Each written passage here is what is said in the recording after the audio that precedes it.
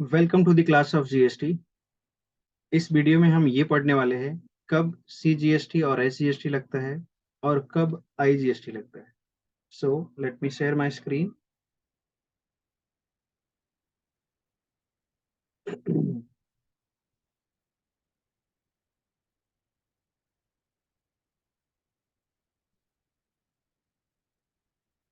Yes, pay attention. Name of chapter is levy and collection of GST. See, कुछ important point है वो समझ लो, बहुत ही इजी चैप्टर है। Okay, pay attention. When location of supplier and place of supply, जो person goods या सर्विस सप्लाई कर रहा है तो सप्लायर का location and place of supply, उसने गुड्स या सर्विस कहाँ पे सप्लाई की है। If both falls within same state, है ना, विद इन सेम स्टेट और यूनियन टेरिटरी। अगर यूनियन टेरिटरी है तो सप्लायर भी यूनियन टेरिटरी का और रेसिपिएंट जहाँ पे उसने सप्लाई किया है वो भी उसी स्टेट का या उसी यूनियन टेरिटरी का है, then it is called as intra state transaction. Intra state transaction. And when location of supplier and place of supply is not within the same state or union territory, same state का नहीं है, then it is called as interstate transaction.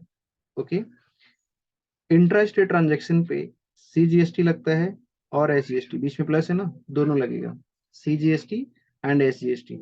और अगर ये union territory है तो CGST and UTGST लगेगा। Okay, but if this is interstate transaction then IGST will be levied, तो IGST लगेगा। ठीक है, सो मेन तुमको आइडेंटिफाई करना है जो सप्लायर है उसका लोकेशन और उसने जहाँ पे सप्लाई की है वो प्लेस क्या दोनों सेम स्टेट में है, तो वो इंट्रा स्टेट ट्रांजेक्शन होगा। और इंट्रा स्टेट ट्रांजेक्शन पे सीजीएसटी एंड एसजीएसटी। अगर सेम स्टेट या यूनियन टेरिटरी नहीं है तो इंटर स्टेट ट्रांजेक्शन। एक सिंपल एग्जांपल देता हूँ, जैसे आप लोग को कॉलेज में ना कई सारा इवेंट होता है, कई सारी एक्टिविटीज होती है जिसमें बच्चे पार्टिसिपेट करते हैं ना, तो समटाइम्स उस इवेंट में एक्टिविटीज में उसी कॉलेज के बच्चे पार्टिसिपेट करते हैं, सेम कॉलेज के। दूसरे कॉलेज के बच्चे उस एक्टिविटी में पार्टिसिपेट नहीं कर सकते, तो ऐसे इवेंट को बोलते हैं इंट्रा कॉलेजिएट एक्टिविटी या इवेंट। इंट्रा कॉलेजिएट मतलब उसमें कॉलेज के अंदर के ही बच्चे पार्टिसिपेट कर सकते हैं, दूसरे कॉलेज के नहीं। बट समटाइम्स कुछ ऐसे एक्टिविटीज इवेंट होते हैं जिसमें कई सारे कॉलेज के बच्चे पार्टिसिपेट करते, वो इंटर स्टेट हो गया। तो बात है कुल मिला के आपको ये आइडेंटिफाई करने आ गया, अगर इंट्रा स्टेट ट्रांजेक्शन है तो ये दोनों लगेगा, सीजीएसटी एंड एसजीएसटी। और अगर ये इंटर स्टेट ट्रांजेक्शन है तो आईजीएसटी लगेगा। ठीक है, इस कॉन्सेप्ट को क्वेश्चन के साथ प्रैक्टिस करते हैं। ये क्वेश्चन है, पास्ट एग्जाम में पूछा हुआ है, pay attention. Mister M of Mumbai supplied goods or services for rupees 20,000 to Mr. P of Pune. अब यहाँ पे दो प्लेस दिख रहा है आपको, एक ये मुंबई है और ये पुणे है। ये दोनों प्लेस, जो सप्लायर है वो मुंबई का और जिसको सप्लाई किया है वो पुणे में रहता है, मतलब पुणे में सप्लाई हुआ है गुड्स का। मुंबई एंड पुणे महाराष्ट्र में आता है, दोनों सेम स्टेट में है ना, दोनों सिटी एक ही स्टेट में है, तो ये क्या हो गया, इंट्रा स्टेट ट्रांजेक्शन। ओके, ये Mumbai and Pune, this will become intra-state transaction। तो इंट्रा-स्टेट हो गया तो कौन सा टैक्स लगेगा सर, इस पे लगेगा CGST plus SGST. Very good. The rate of this SGST and CGST rate on the supply of goods and services is 9% each। SGST का रेट 9% है और CGST का भी रेट 9% है, whereas IGST rate is 18%। But sir ये transaction पे तो IGST लगेगा नहीं ना। हाँ, इस ट्रांजेक्शन पे आईजीएसटी का रेट नहीं लगेगा। फिर आईजीएसटी रेट दिया क्यों है, दिया है तुम्हारा नॉलेज चेक करने के लिए, तुमको पता होना चाहिए कि ये वाला ट्रांजेक्शन पे कौन सा रेट अप्लीकेबल है। ठीक है, तो रेट सब दिया रहेगा, सीजीएसटी आईजीएसटी। तुम क्वेश्चन रीड करके आइडेंटिफाई करो, विद इन सेम स्टेट वाला है तो सीजीएसटी एंड एसजीएसटी वाला रेट अप्लीकेबल होगा, तो इसमें आईजीएसटी नहीं लगेगा, ये कंफ्यूज करने के लिए दिया है। Find out total price charge by mister M. Total price कितना चार्ज करेगा mister M, and who is liable to pay GST, GST कौन पे करेगा। तो सिंपल है, टैक्स जो है ना value of goods and services में ऐड हो जाता है, और वो टोटल प्राइस में टैक्स ऐड करके हम कस्टमर से रिकवर करते हैं। इनडायरेक्ट टैक्स है ना, तो टैक्स का बर्डन कस्टमर पे डाल देते हैं। कैसे सॉल्व करेंगे, बहुत ही सिंपल है इसका सोल्यूशन, देखो particulars and amount, value of goods और सर्विस कितना है 20,000, और ये इंट्रा स्टेट ट्रांजेक्शन है ना, इंट्रा स्टेट ट्रांजेक्शन है, तो इस पे क्या ऐड करेंगे, plus plus CGST plus SGST।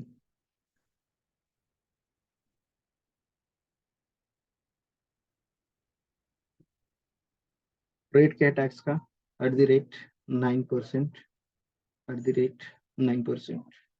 20,000 का 9% निकालो, 20,000 इंटू 9%, 1800, और ये वाला भी सेम रेट है तो 1800 आएगा। टोटल कर दो,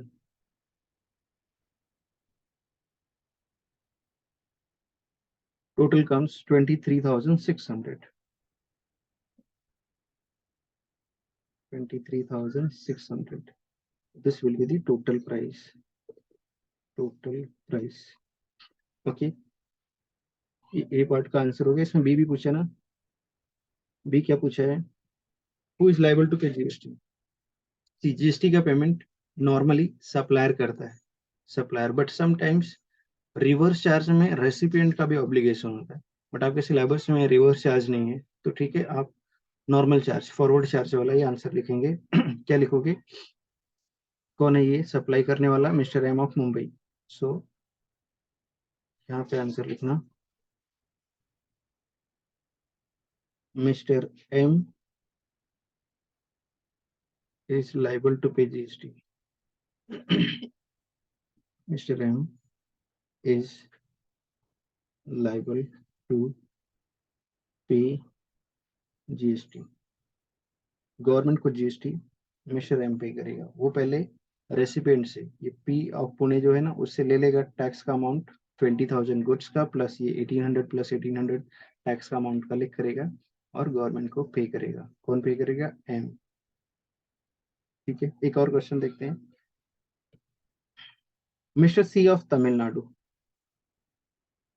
supplied goods services for ₹20,000 to mister M of Maharashtra. अब यहाँ पे चेक करना, तमिलनाडु अलग स्टेट है और महाराष्ट्र अलग स्टेट है, तो ये क्या बन गया, ये सर हो गया इंटर स्टेट ट्रांजेक्शन। ठीक है, ये आप आंसर में ही मेंशन करना, नेचर ऑफ ट्रांजेक्शन। चलो आप आंसर में ही लिखो,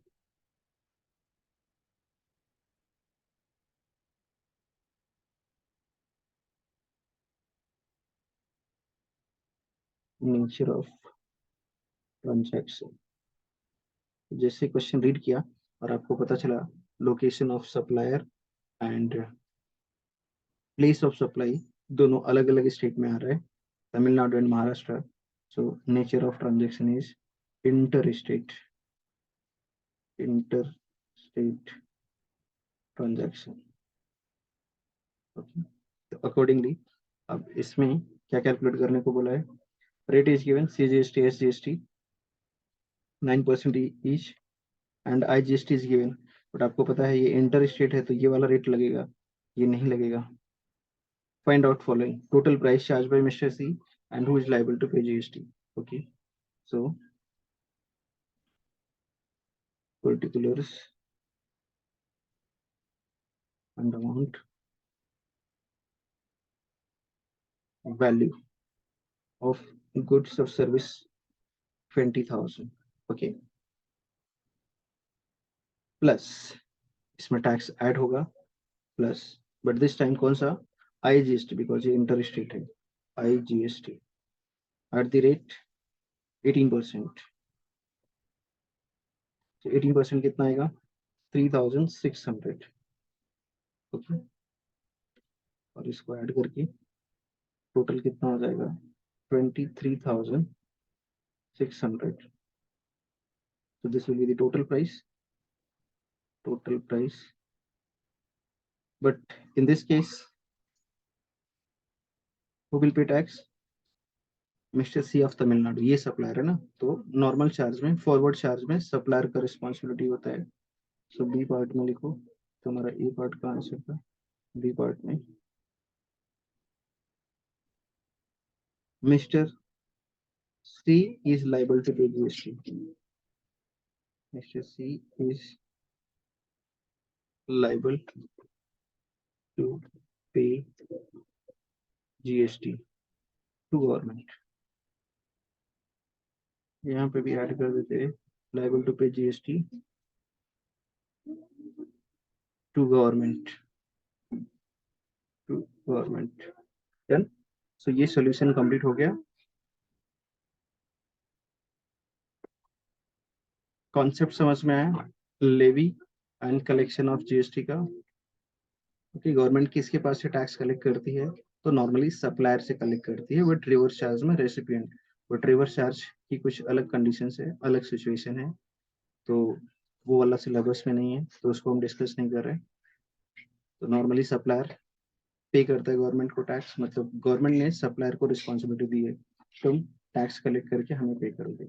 और लेवी, इंटर स्टेट ट्रांजेक्शन होगा तो आईजीएसटी लेवी होगा, इंट्रा स्टेट ट्रांजेक्शन होगा तो सीजीएसटी एंड एसजीएसटी, और अगर ये यूनियन टेरिटरी है तो CGST plus UTGST. So this is all about levy and collection of GST. I hope आपको सारी बात समझ में आई होगी। मिलते हैं नेक्स्ट क्लास में। Till then, bye bye, take care.